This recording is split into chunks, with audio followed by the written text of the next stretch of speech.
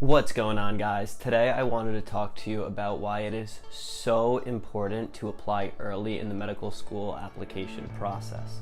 And I think this is something that is commonly overlooked by pre-med students that are getting ready to apply. I don't know if it's not talked about much or just because the way the medical school apps are set up is there's these deadlines which are much later on, and most students think normally as long as I'm applying by a deadline I should be good. But that is not at all the case when it comes to applying to medical school. And the reason being is that the medical school admissions process, for the most part, is on a rolling admissions basis. So what does that mean? Well, essentially, the earlier you apply, the more interview spots that are going to be open.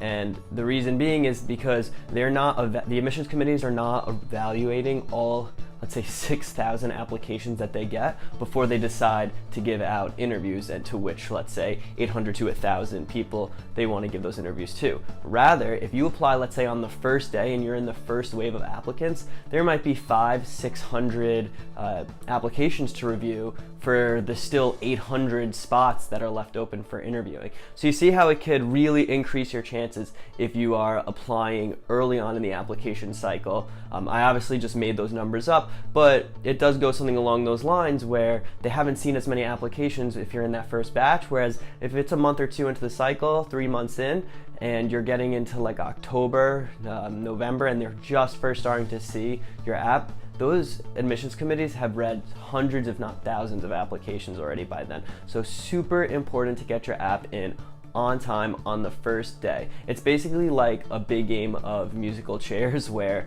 the interview spots are slowly decreasing, but there's people trying to jump in onto those interview spots. You could think of it something like that. So the earlier you're in, the more open spots that are available to you, and the better your chances are going to be.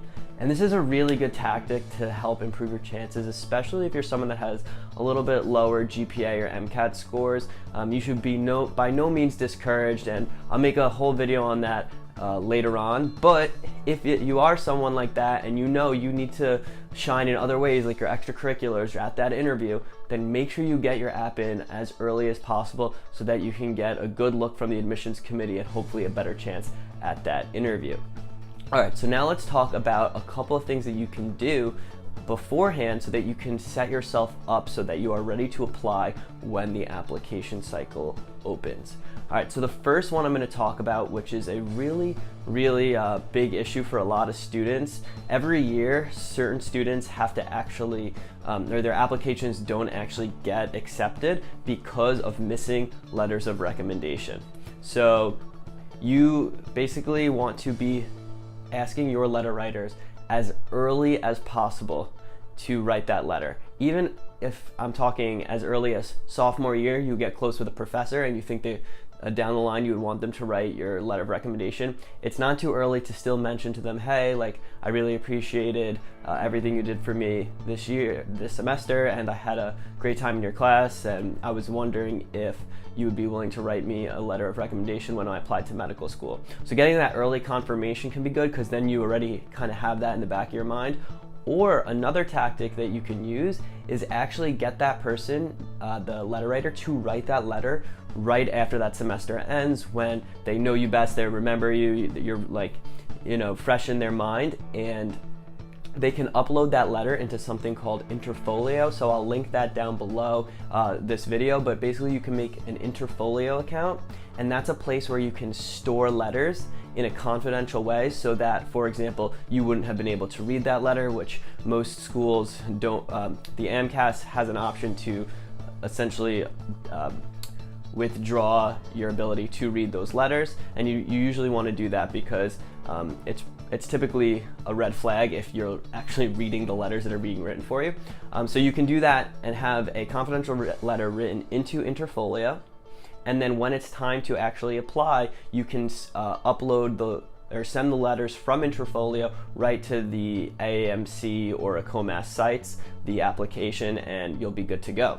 Now, something to note if you're going to do that method and the letters are written, let's say a year or two in advance, is if you can ask your letter writer to just update the date on the letter in Interfolio, that would be very helpful, just because you generally want to have the date of the letter to be in that same year of the application cycle. So all they'd have to do is go into that account, a year or two later, just update the date and you'll be good to go. They don't have to rewrite the letter. So this is a really good way to get that in early.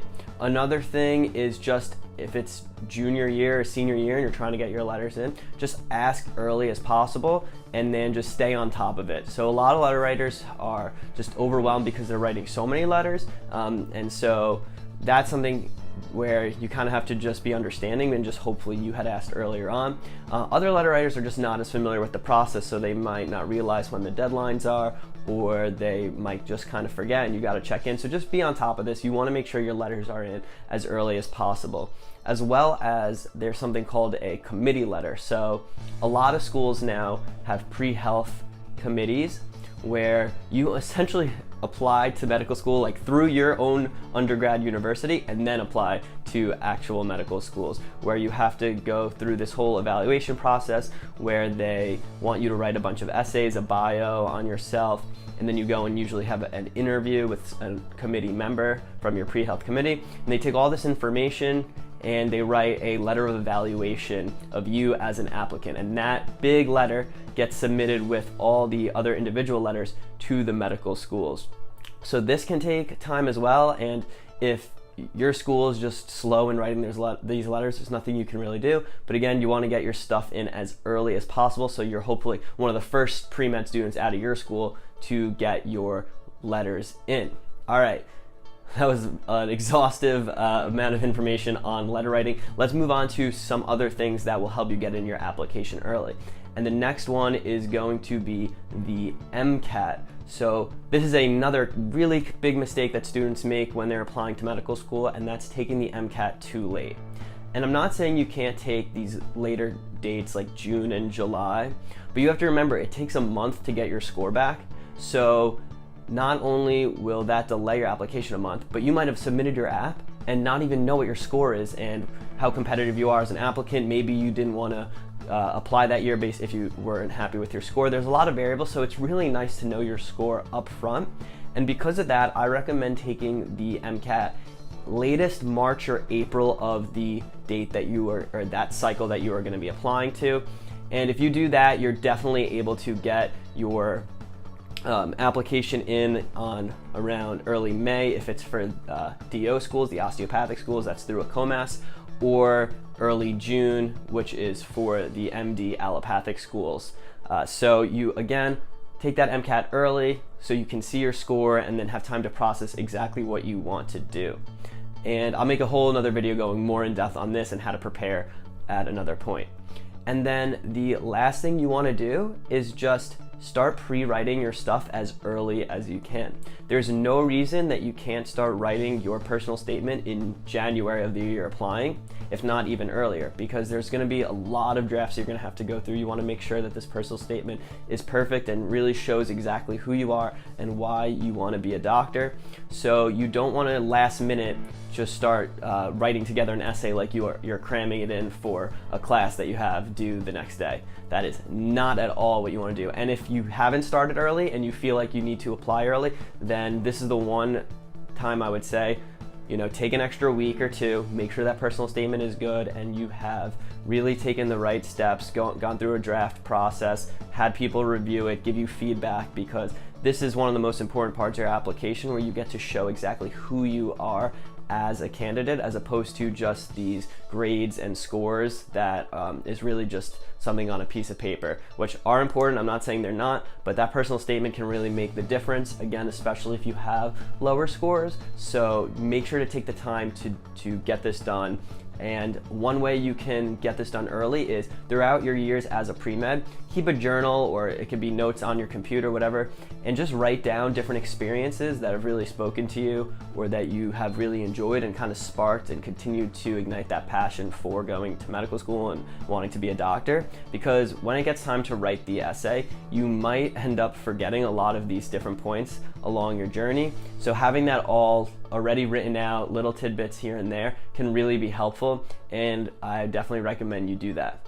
All right, awesome guys. Thanks so much for watching this video. If you like this video, don't forget to give it a thumbs up and please subscribe. I'm gonna be making a lot more videos like this coming out soon and be answering any questions that you have. So if there's a specific pre-med question or any question in general, life of a med student, anything like that, that you want to have answered, drop that in the comments below and I'll make sure to make a video on it. Thanks so much guys and have a good one.